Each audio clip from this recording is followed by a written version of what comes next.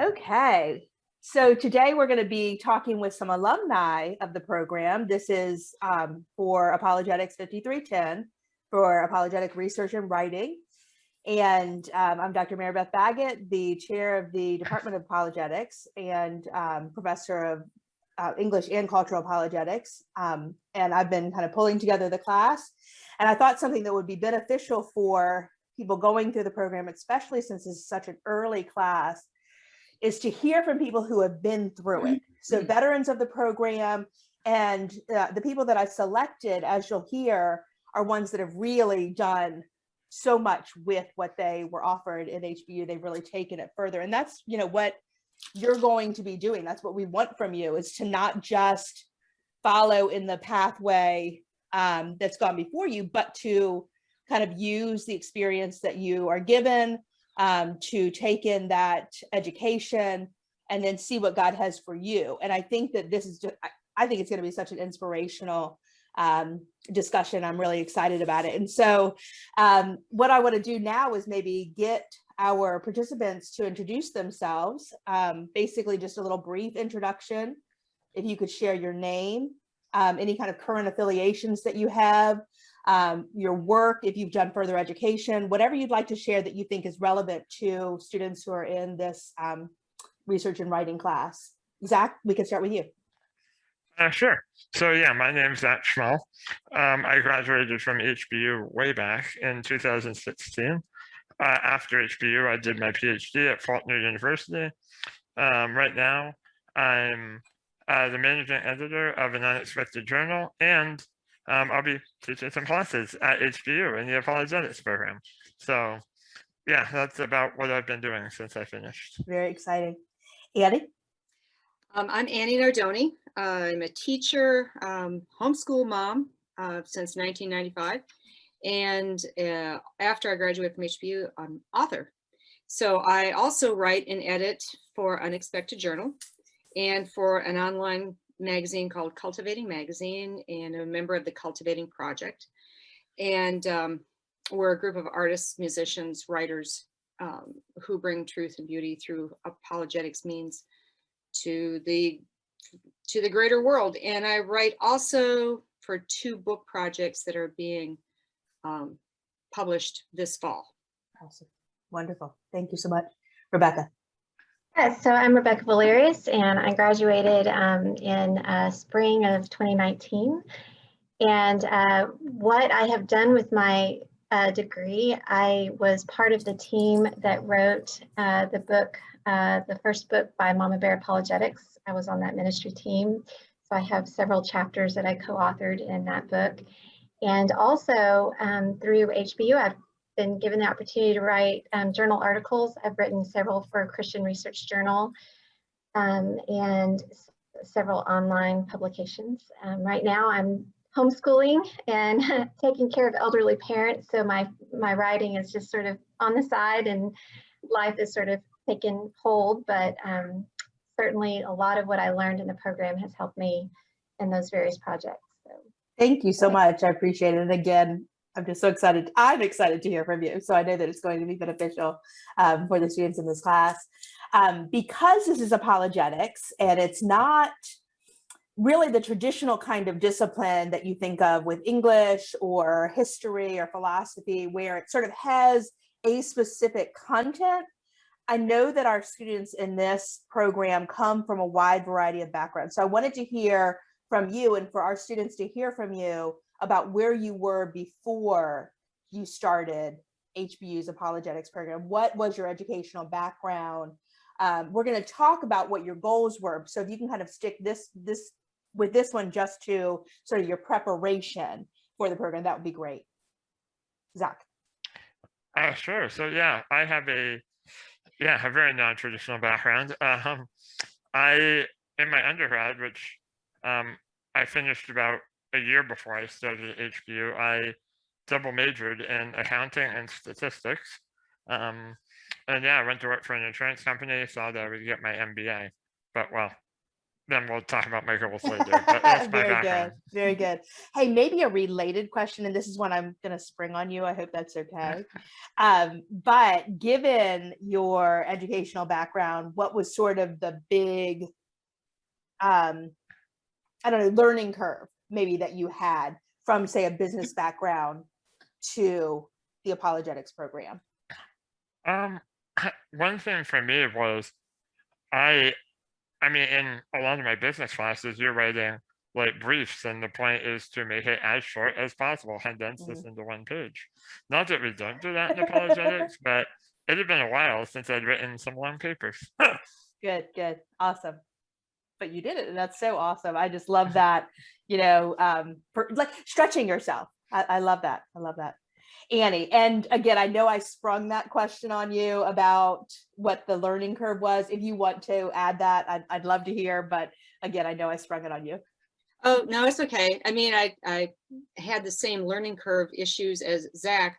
I was an art major Oh, and graphic design, but back in the day when computers didn't do the graphic design. I mean, I'm old school. So I have an art degree, and I never had to really write papers except for one literature course that I took. So that was way back. So when I started schooling my kids, obviously I kind of got up to speed. And then I started reading C.S. Lewis.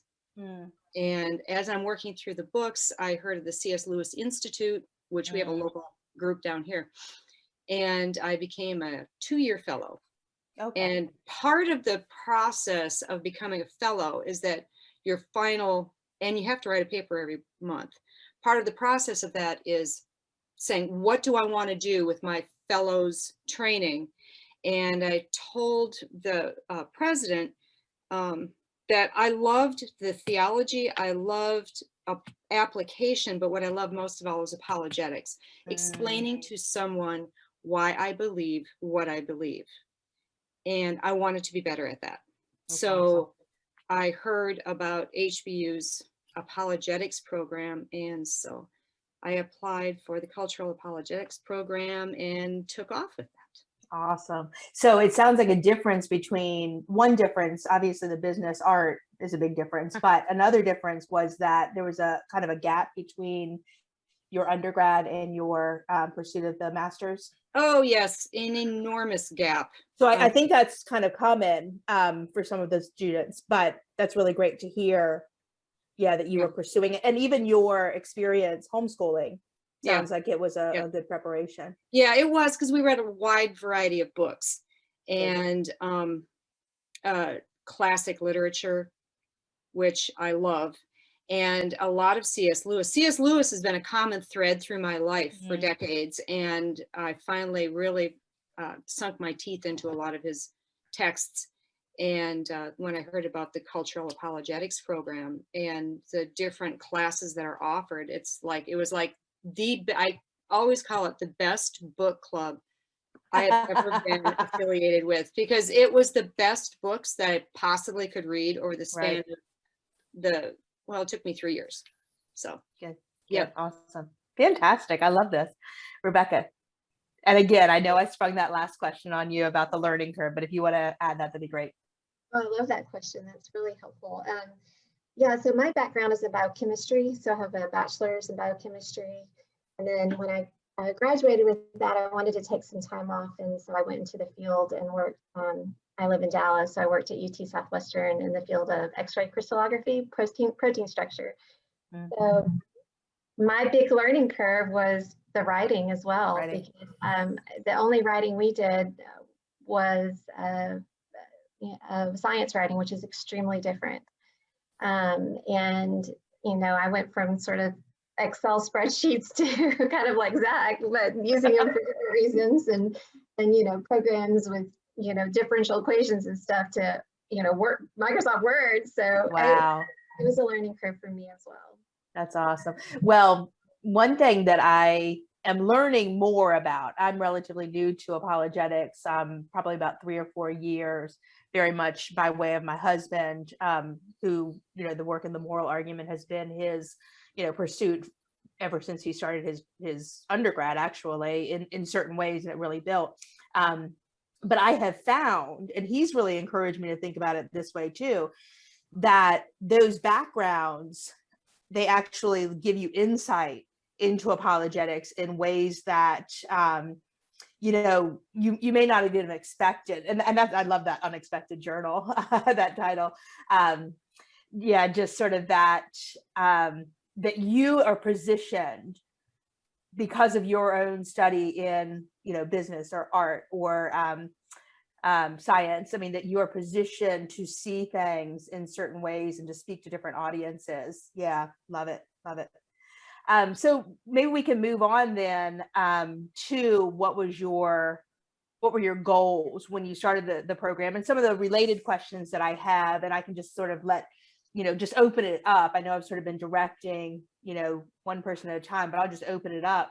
But some related questions to these are, what were your goals? Did the program meet what you were expecting? Maybe it challenged your expectations in certain ways. And then what have you sort of gone beyond the program to do? So just kind of, that's a very open-ended question. What your goals were, what the program itself did, and then what you've done beyond that. And I'll just open it up to anybody who wants to share. I can say that the program exceeded my expectations. So with a science background, one of the things that drew me initially into apologetics was the struggle myself with doubt. And I didn't have a lot of doubt in the scientific realm. I had struggled with that and worked through the scientific apologetics, but philosophy was just, I think it's Einstein that says that scientists are terrible philosophers, and I knew it. And so and then I've always loved literature. I just grew up in a literary home and lots of reading, and so it exceeded. I was hoping to get stronger in my knowledge of apologetics and philosophy, and I sort of rekindled this love for literature and learned how it can be applied in the realm of apologetics. And writing, I just found this love for writing that I had as a kid, and then had kind of lost it. So in a lot of ways, I think it exceeded my expectations. I thought I was just going to learn apologetics, and I learned literature, philosophy, theology. So I, went deeper in theology, which was wonderful. So, and so I guess that that covers my goals and whether or not the program met or exceeded expectations, and it did. Mm-hmm. And I know you've talked about writing that you've done since. Can you maybe talk about one specific project that you maybe see tying directly back to the preparation? I'm laughing because Annie and Zach will laugh because they know what I'm going to say. Yes, we do. Slight obsession with G.K. Chesterton, and I got a wonderful opportunity to finally sort of incorporate what I learned in the apologetics aspect when we talked about the problem of evil, and a book of the Bible that has always sort of confounded and frustrated me, which is Job. And then Chesterton, I got to write an article for them on Awesome. Chesterton's insights into the book of Job and what we can learn from that. And that's fantastic. That was just like, I'm done. I can decrease. I'm like, that was so much fun. Fantastic. Annie or Zach? Well, let's see. What goals did I have? Well, when I left C.S. Lewis Institute, I wanted to be able to explain my faith better, because I have a lot of family members, a few friends who aren't Christian. And I wanted to have good points to discuss. I didn't want to have an argument. I just wanted I wanted to guide people to be able to see truth. And truth is embedded in good literature. It's embedded in science.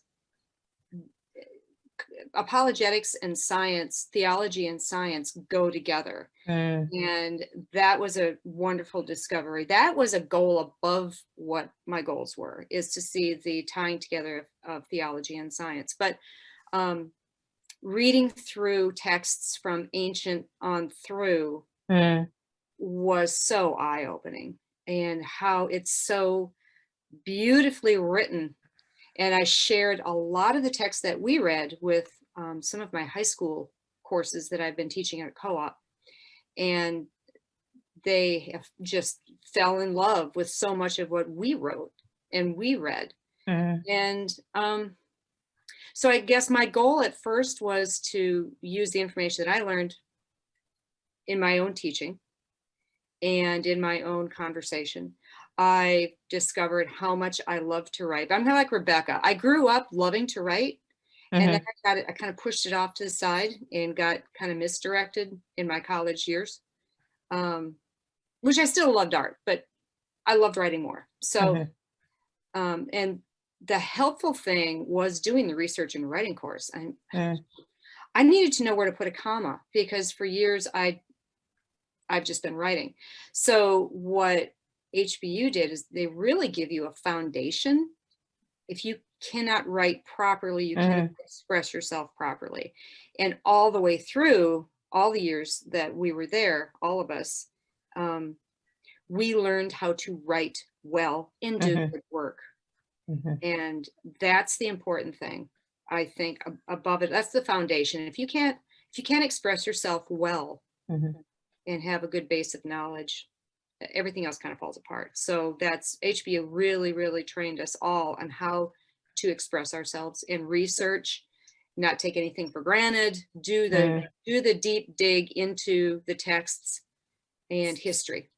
So something I love that both of you said is that it really, rekindled a love of writing. And then I love that wasn't at odds with challenge, that and it's hard, and yet you still loved it. I love that. Zach. Yeah, so my goals, it's interesting because I became interested in apologetics my senior year of college, and I had a friend who was asking me tough questions, right, about my faith. And I mean, I've grown up in church, but how much did I know about defending my faith? Not a whole lot, really. I mean, it was hard, and so I started looking for answers. I was grateful, obviously, that so many people have written for so long, and one thing kind of led to another, and I was reading more and more, and I think cultural apologetics specifically, and HBU appealed to me for a few reasons. One, well, I don't sound like I'm from Texas because I'm from Vermont. And it was really convenient for me. And so HBU was perfect for that, very practical reason. But the cultural apologetic part, I mean, like I said, I'm in insurance during the day. I use half of my brain a lot. This gives me the opportunity to kind of explore ways that I don't normally have to think and write and talk. And so I very much appreciate that about cultural apologetics. It allows me to kind of use, like Annie and Rebecca, I've loved to read my whole life. I've always tried to be a writer. I mean, I was a sports writer for a while. I've kind of bounced around within writing. Very cool. Yeah, but this kind of helped me find a way to do it. So I mean, yeah, HBU totally met my expectations. All of those things. It was exactly what I needed at the right time when I was searching for how would I'm a very systemized person. I like to have a plan. So like free study is more of a challenge for me. Having a curriculum helps me. Because there are books you have to read and do and write on time. Yeah. So anyway, that's kind of how HB really helped me focus my attention and learn a lot better than I had been doing in a year of like scattered reading on my own. Mm-hmm. That's great. Connected to what you all have talked about with your goals for it, but even your backgrounds, and sort of leading into the next question, it sounds like each of you had a very full life, even while you were working on the program. Zach, I don't know if you were working full time. Annie, I know you were homeschooling, teaching. Rebecca, really sounds like you had a lot on your plate as well. And of course, as you know, most people in the program have families and jobs and other commitments.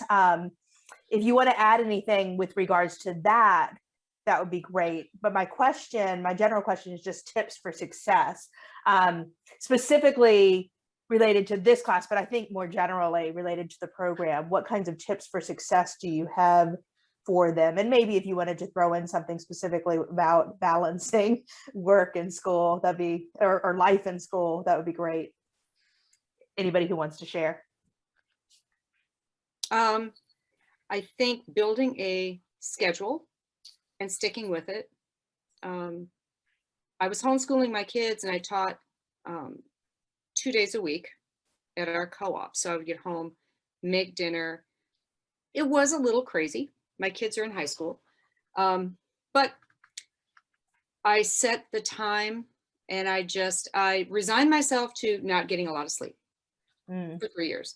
It's just the way it is. So I went upstairs after dinner, we'd sit around and talk a little bit, and then I would go upstairs to my study at 7:30, 8 o'clock, sit down and start posting to Blackboard, and writing at night. I would read in the morning. I still do that unless I have to go That's somewhere. interesting.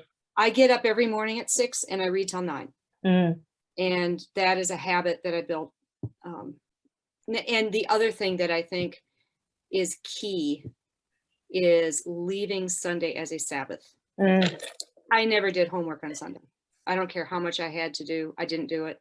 Sunday was family day. And in 3 years, I never did homework on a Sunday. That's great. That's something that when people who are new to the program don't really know, but Dr. Holly Ordway was the one who developed this class and was very instrumental in developing the program. And that's one of the things that she encouraged me to encourage the students. And that's what I did last year. And I appreciated it myself. So I would really underscore that, that I found that very beneficial to, it's very much kind of a trust thing. I mean, you've been called to this program. Do you believe that God is going to provide, the resources that you need? So thank you for bringing that up, Annie. I appreciate it. Yep. Other tips? Yeah. Oh, sorry. No, you're fine.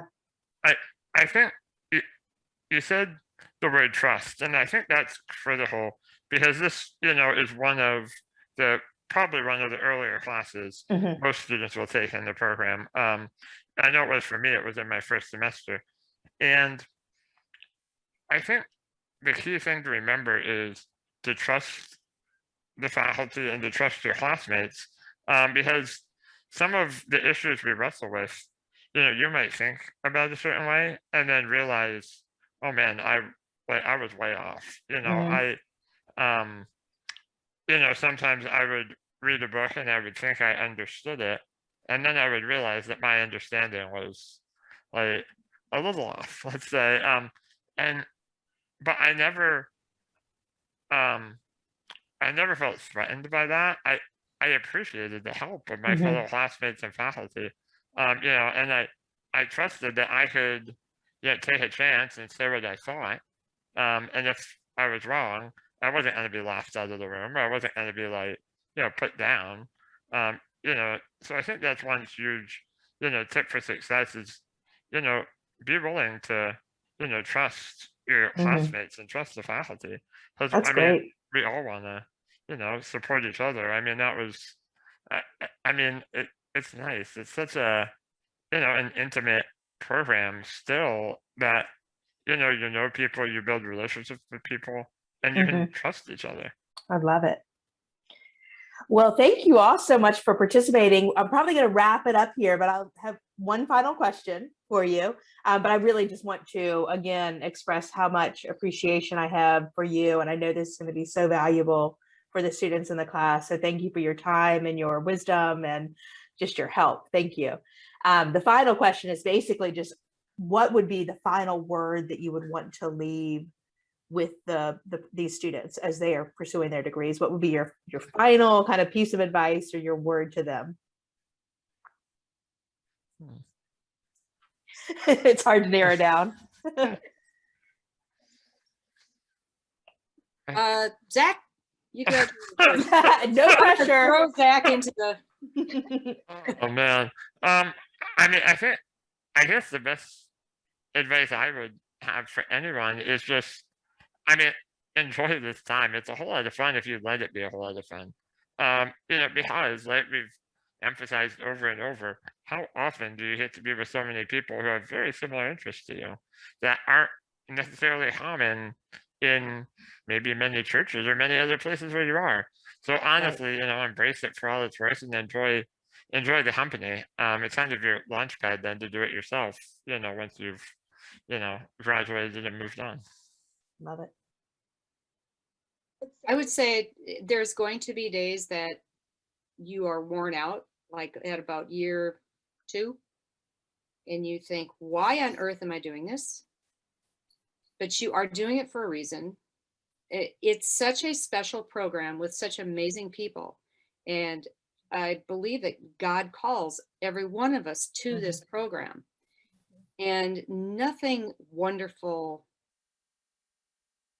it's easy. The best things are going to be a challenge, but you come out on the other side knowing so much. Just you will fall in love with the texts, you'll fall in love with the classes and the knowledge, and it's all in there ready to be used in your church or for teaching or for writing or a magazine like Rebecca is writing for Christian Research. Zach's writing a book. God will take you through it, but it's going to be tough. So persevere, keep praying, and don't give up. And when you walk on that stage and you get handed that diploma, it's the most amazing feeling. So I just want to tell you, please just persevere and pray, and you'll make it. You really, really will. You'll make it. I love it. Thank you so much. I would add to say, just persevere and pray. It is so worth it. I am so thankful for this program. Not only all the wonderful things I learned, all the amazing friendships that I made and that I'm still friends with, and the connections that go just deep because they're founded in our Lord and they're founded in pursuing something difficult together.